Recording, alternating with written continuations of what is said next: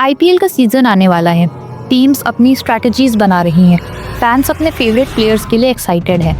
और तभी एक ब्रेकिंग न्यूज आती है। क्रिकेट को लेकर बांग्लादेश की जो बोर्ड है वो काफी भड़क गई है। क्यों? इसकी वजह है Mustafizur Rahman. And now we have major news coming in. Bangladesh has blocked IPL broadcast after Mustafizur episode. The decision, in fact, comes in the aftermath of Bangladeshi pacer Mustafizur Rahman's removal from Kolkata Knight Riders. भारी हंगामे के बाद BCCI ने बांग्लादेशी खिलाड़ी मुस्तफिजुर रहमान को release करने को कहा। कोलकाता नाइट राइडर्स ने बांग्लादेशी फास्ट बॉलर मुस्तफिजुर रहमान को टीम से रिलीज कर दिया है। सवाल सिर्फ इतना नहीं है कि मुस्तफिजुर को क्यों रिलीज किया, बल्कि असली सवाल ये है कि बीसीसीआई का डायरेक्टिव क्या था।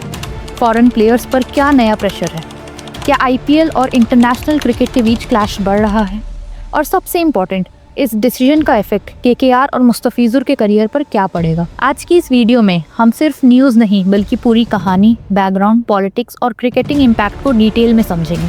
मुस्तफिजुर रहमान, जिसे दुनिया द फिश के नाम से जानती है, बांग्लादेश के सबसे लीथल फास्ट बॉलर्स में से एक। Deadly cutters, unpredictable slower balls, death over का स्पेशलिस्ट और प्रेशर में मैच पलट देने की एबिलिटी। 2016 में आईपीएल के डिबेट के बाद से मुस्तफिजुर ने हर फ्रेंचाइजीज को ये दिखा दिया कि बांग्लादेश भी world class fast bowlers produce करता है। केकेआर के लिए भी मुस्तफिजुर सिर्फ एक ओवरसीज ऑप्शन नहीं था, बल्कि एक्सपीरियंस और वेरिएशन का स्ट्रॉन्ग वेपन था। लेकिन फिर अचानक से रिलीज क्यों किया? कोलकाता नाइट राइडर्स हमेशा से बैलेंस्ड और एक टैक्टिकल टीम रही है। केकेआर को चाहिए था एक ऐसा बॉलर जो इंडियन पिचेस पर इफेक्टिव हो, जो डेथ ओवर्स में यॉर्कर और कटर डाल सके और जो प्रेशर हैंडल कर सके। मुस्तफिजुर इस प्रोफाइल पर बिल्कुल फिट बैठता था। केकेआर मैनेजमेंट ने सोचा, प्लेयर स्पिन हैवी अटैक के साथ एक डिसेप्टिव लेफ्ट आर्म पेसर है, एक परफेक्ट कॉम्बो।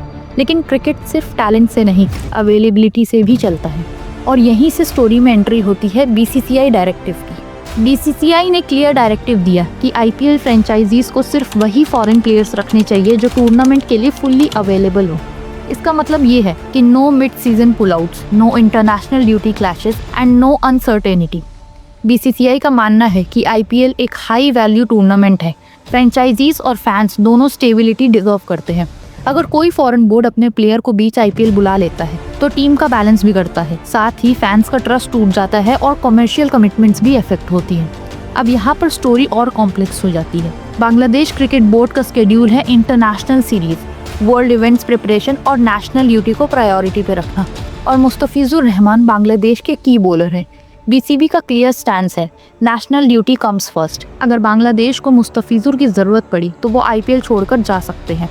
और ये बात केकेआर और बीसीसीआई दोनों के लिए रेड फ्लैग बन गई। केकेआर मुस्तफिजुर को प्लेइंग 11 में सेट कर लेती है, प्लान्स बना लेती हैं, फैंस एक्सपेक्टेशन सेट कर लेते हैं और अचानक से मुस्तफिजुर को नेशनल ड्यूटी के लिए बुला लिया जाता है। और इसका रिजल्ट बिल्कुल क्लियर है। कॉम्बिनेशन डिस्टर्ब हुई, रिप्लेसमेंट सर्च पैनिक में आ गए और टीम मोमेंटम ब्रेक हो गया। आईपीएल जैसे शॉर्ट टूर्नामेंट में ये रिस्क कोई भी फ्रेंचाइजीज नहीं लेना चाहती। इसीलिए केकेआर ने हार्ड डिसीजन लिया और मुस्तफिजुर रहमान को रिलीज कर दिया। केकेआर के डिसीजन को इमोशन से नहीं, मैनेजमेंट लेंस से देखिए। उनके लिए प्रायोरिटी थी full season availability, predictable squad की और 0 लास्ट मिनट काउस की। मुस्तफिजुर का टैलेंट अनक्वेश्चनेबल है, लेकिन अनसर्टेनिटी भी उतनी ही बड़ी थी। इसीलिए बीसीसीआई का डायरेक्टिव को फॉलो करते हुए केकेआर ने क्लियर कट कॉल लिया। मुस्तफिजुर के लिए ये डिसीजन पेनफुल हो सकता है, लेकिन अनफेयर नहीं। वो अपने देश के लिए कमिटेड है और ये एक क्रिकेटर के करियर का सबसे रिस्पेक्टेबल एस्पेक्ट होता है।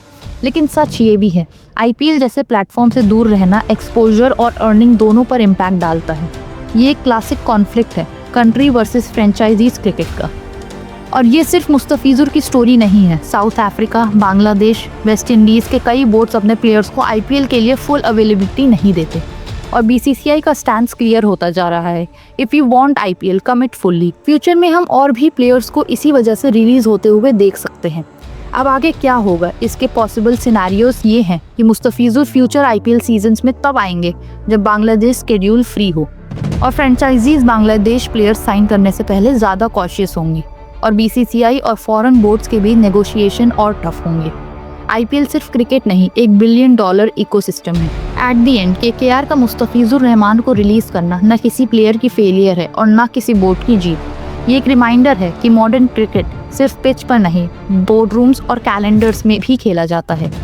मुस्तफिजुर एक वर्ल्ड क्लास बॉलर है और हमेशा रहेंगे। और केकेआर एक प्रोफेशनल फ्रेंचाइजीज है जो रूल्स और स्टेबिलिटी को प्रायोरिटी देती है। अब सवाल आपसे है, क्या बीसीसीआई का डायरेक्टिव सही है या इंटरनेशनल बोर्ड्स को ज़्यादा फ्लेक्सिबिलिटी दिखानी चाहिए? कमेंट करके अपनी राय ज़रूर बताएं।